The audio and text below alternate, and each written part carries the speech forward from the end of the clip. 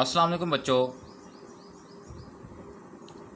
बच्चों, जैसा कि आपको मालूम है, नाइन्थ क्लास फ़िज़िक्स के सेकंड चैप्टर में 3 हरकत की मसवातें हैं और वो हरकत की मसवातें बहुत अहम हैं क्योंकि हर साल उन तीनों में से एक लाजमन पेपर में आ जाती है। तो आज हम फर्स्ट जो इक्वेशन ऑफ मोशन है, पहली हरकत की मसवात है, उसको देखते हैं। बच्चों, सवाल इस तरह आता है कि वो ये कहता है, वो कोई मसवात देता तीनों में से, वो कहता है कि स्पीड टाइम ग्राफ की मदद से ये जो मसवात है, मिसाल के तौर पर हमारे पास फर्स्ट है जो इक्वेशन वो ये है, ठीक है, वो ये देगा और कहेगा स्पीड टाइम ग्राफ की मदद से इसको अखज़ करें। तो आज हम पहली जो है उसको सीखते हैं कैसे अखज़ करना है। एक बात बच्चों आपने हमेशा याद रखनी है कि अखज़ करते वक्त जो स्पीड टाइम ग्राफ है वो आपने बड़ी एहतियात के साथ बनाना होता है।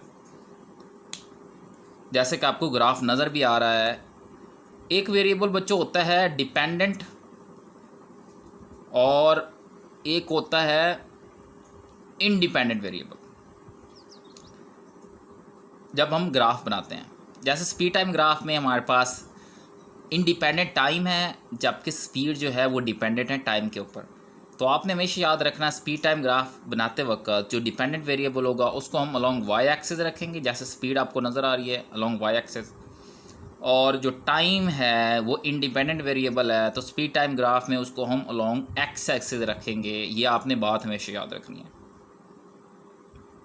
और फिर इस सारी मसवात के अखज़ करने में स्लोप का बड़ा अहम किरदार है।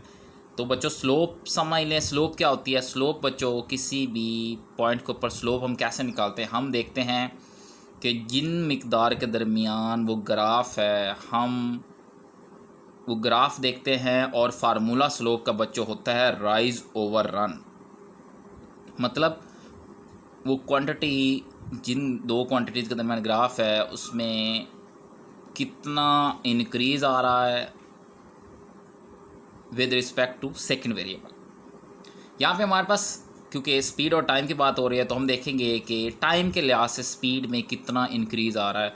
तो आपको नज़र भी आ रहा है ग्राफ में कि हमारे पास क्या होगा जब भी हम स्लोप लेंगे लाइन ए बी की, तो वो हमारे पास क्या है, इधर स्पीड आप देखें हमारे पास इनिशियल स्पीड है और ये फाइनल स्पीड है, इसमें इजाफा हो रहा है, और नीचे हमारे पास हॉरिजॉन्टल में हमारे पास टाइम है।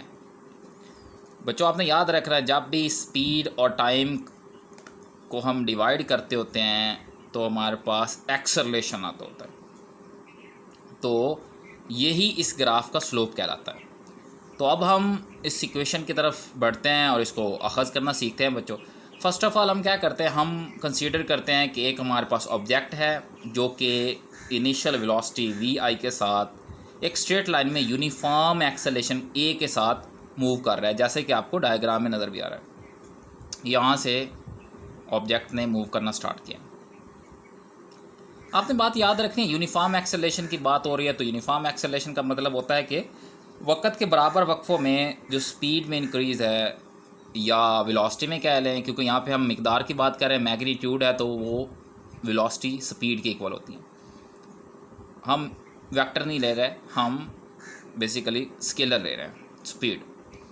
तो जब स्पीड वक़्त के बराबर वक्फ़ों में बराबर बढ़ती है तो हम कहते हैं यूनिफॉर्म एक्सेलरेशन है, जब हम उससे स्लोप निकालते हैं।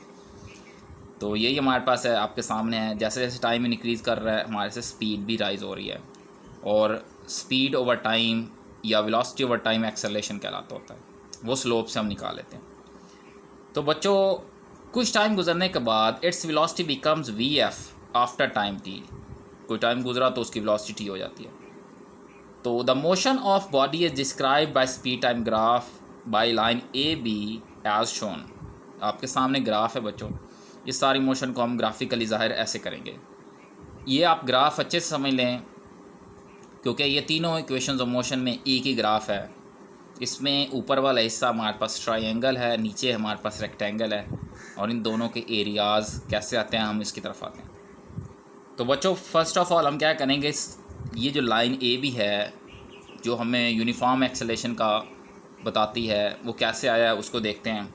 तो हम इस लाइन का स्लोप निकालते हैं बच्चों, और स्लोप आपने याद रखना है, स्लोप किसके बराबर होता है? अभी मैंने बोला rise over run. Slope of line A B ये किसके बराबर है? राइज, राइज मतलब स्पीड में इजाफा, ये ऊपर जा रहा है बच्चों, और रन नीचे हमारे पास टाइम है ग्राफ के मुताबिक। तो ये हमें आपको पता है v by t, change in velocity, change in speed by time, वक़्त के लिहाज से स्पीड में तब्दीली, ये एक्सेलरेशन होती है बच्चों। तो वो हमारे पास आसानी के साथ आ जाएगी बी सी ओवर ए सी। लेकिन आप गौर से देखें ना, तो हमारे पास जब ग्राफ में हम देखते हैं तो हमारे पास बी सी किसके बराबर है? B D minus C D, और ए सी जब हम देखते हैं तो हमारे पास ओ डी के बराबर है। तो हम जस्ट क्या करेंगे, हम ग्राफ में देखेंगे बी डी बच्चों किसके बराबर है? बी डी हमारे पास है फाइनल वेलोसिटी के, आप ग्राफ में देखें तो, और सी डी हमारे पास है इब्तदाई वेलोसिटी के। जबकि ओ डी को जब हम देखते हैं तो वो हमारे पास टाइम के बराबर है, टी के। ओ डी या ए सी ये दोनों हॉरिजॉन्टल, अलॉन्ग हॉरिजॉन्टल है बच्चों, तो ये टी टाइम के बराबर है, क्योंकि इंडिपेंडेंट वेरिएबल हम हॉरिजॉन्टल के क्रॉस लेते हैं।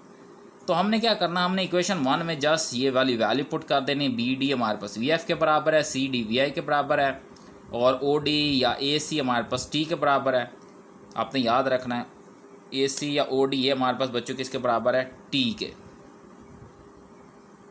तो just putting the values in equation 1, तो डियर स्टूडेंट्स हमारे पास जो जवाब आएगा वो हमारे पास ए बराबर होगा v f minus v i, final velocity या स्पीड माइनस इब्तदाई स्पीड डिवाइडेड बाय टाइम। लेकिन हमारे पास जो फाइनल फॉर्म है फर्स्ट इक्वेशन की वो ये नहीं है, तो हम इसको रीअरेंज करते हैं। तो ये क्रॉस मल्टीप्लिकेशन होगा, ए टी बराबर है A for acceleration, T for time, और final velocity minus initial velocity. अब हम क्योंकि फाइनल फॉर्म हमारे पास वी एफ होती है बराबर है वी आई जमा ए टी, तो हमारे